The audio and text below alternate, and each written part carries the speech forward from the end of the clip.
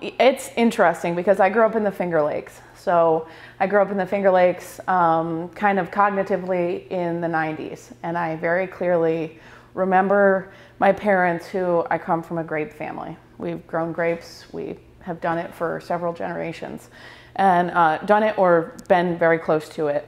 And I remember the struggle of getting people to acknowledge your local wines. You know, walking into a restaurant, walking into a store, walking into a liquor store and saying, do you have local wines? And, you know, having people say, no, you know, maybe they're just not up to snuff yet or anything like that. And just simply, you know, having an active consumer base to get your foot in the door. And I watched that firsthand. So that's something that I feel very, very passionately about. And, you know, if I can lend a hand to make high quality wines in new and emerging regions, then I hope to be able to help with the cause. Here's what I think is most exciting about growing grapes here on the Eastern Shore. It is flat and there's a lot of land. When you go up even an hour up into like the Brandywine area, Newcastle County, Delaware, Chester County, Pennsylvania, there is no land. There's no land available, and what is available is extraordinarily expensive, let alone to plant grapes on it, which is also extraordinarily expensive. So what's exciting about the shore is that while you have to select your site very carefully, because I think from my understanding of the shore, which I'm still new, so I'm still getting to know the geography and geology, that you have to be careful with not getting soils that are too sandy or too wet. I think the water table tends to be a little high here. That's from my, of course, scientific notation of driving by things with giant puddles in them. So I'm guessing that the water table can tend to be a bit high. Grapes want, they want to have to struggle a bit. So, but like with Crow, that land does exist. It was hand selected. For a long time, earlier in my career, I felt like I relied a little bit more on chemistry than I did on taste. But the relying on your sensory perceptions is coming with experience for me, and that's kind of the grassroots of the wine industry. Is, you know, I have that debate every harvest: pH meter or palate.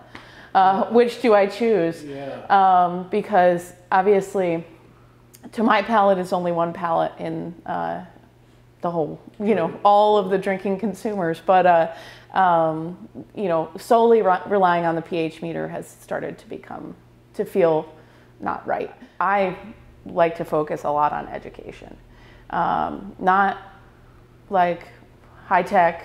You have to bring a spectrophotometer in here and read your wines all day. Just basic know-how, basic, you know, how does the pH scale work? How can you find out if your wine is aging properly? Which are very, very simple things to know.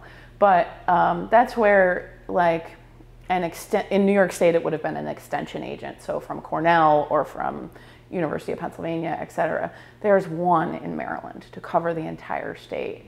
So that's tough. It falls to consultants, et cetera, et cetera.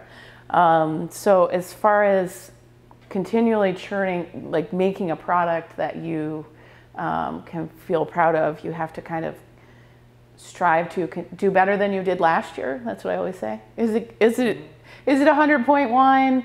Maybe. Is it better than last year? Yes. So we have done our job. We've learned something in the calendar year. So that's a muddy answer, but it's a muddy process. Is the consumer? You know, most of my training was in the warmer climate. So Australia, Eastern Washington, California. When I came back east, as they say, of course I grew up in New York, but it was, I figured out why consumers found the wines so incongruent, why they were described as wimpy, or because they were used to drinking California wines. It's what floods their liquor stores. So I finally understood that. I'm like, okay, we are never going to be California. We are not even, you know, trying to be in that realm. Let them, I call them wines of sun. Let them make wines of sun. We are, you know, go drink Burgundy, please. Go drink, you know, German wines. Go drink wines grown in the same climate as yours. Wines that struggle with humidity, not wines that don't get rain for 6 months out of the year.